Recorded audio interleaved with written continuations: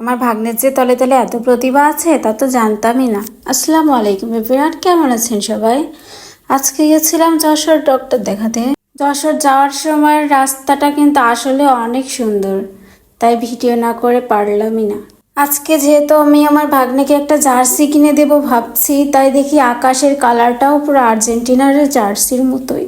এটা শুনে তো এখন কিছু ব্রাজিলের ফ্যানরা মনে মনে ভাববে তারা যদি পারতো আকাশটাকে গু কালার বানিয়ে দিত। যাই হোক, আপনাদের সঙ্গে মজা করতে করতে আমি চলে গেলাম কালেক্টরেট ভবনের ওখানে গিয়ে একটু ঘোরাফেরা করলাম।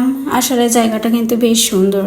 ছোটবেলায় কৃষ্ণচূড়া গাছ আমার তেমন একটা ভালো লাগতো না, কিন্তু এখন যে কি ভালো লাগে। আমার জার্সি কিনা শেষ, এখন বাসায় এনে আমার ভাগ্নেকে পরিয়েছি। বাহ, সে তো খুবই খুশি। জার্সি প্লাস বল পেয়ে তো তার মাথায় কাজ করছে না। সে যাই হোক, কিন্তু আমার এত ছোট একটা ভাগ্নে যার বয়স মাত্র 3 বছর, সে যে এত ভালো খেলতে পারে আমি তো জানতামই না। এ তো মেসিকে পুরো হার মানিয়ে দেবে।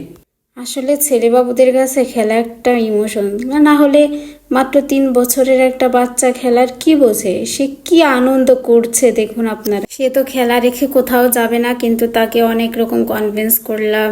চিপস, আইসক্রিম, ললিপপের লোভ দেখিয়ে এখন ভাবছি একটু তাকে নিয়ে ঘুরতে বের হব। আসলে আমি যেখানেই ঘুরতে যাই না কেন আমার কখনোই ব্যাগ ক্যারি করতে ভালো লাগে না। সে যেরকম ব্যাগই হোক না কেন অন্য কাউকে দিয়ে দিই, কিন্তু আমার হয়েছে একটা শিষ্য, মাশাল্লাহ, তাকে আর বলা লাগে না, সেই আমার সব ব্যাগ নিয়ে বেড়ায়। এই ব্যাগটা তো কি বলবো, এটা তারই ব্যাগ হয়ে গেছে। এখন ব্যাগটা আমার হাতে দিয়ে সে দৌড় দিচ্ছে, সে চিপস খাবে। চিপস খেতে খেতে বাধাঘাটের দিকে যাবে। বাধাঘাট তো খোলামেলা আছে, তাই ওর অনেক বেশি পছন্দ। চাঁদের চেয়েও সুন্দর আমার ইজান, কেউ কিন্তু মাশাল্লাহ না বলে যাবেন না। এরকম একটা ছোট সঙ্গী থাকলে কি আর কারোর কাছ থেকে ফুল আশা করা লাগে? সে নিজেই সবসময় ফুল ছিঁড়ে আমার হাতে দেয়। মাশাল্লাহ।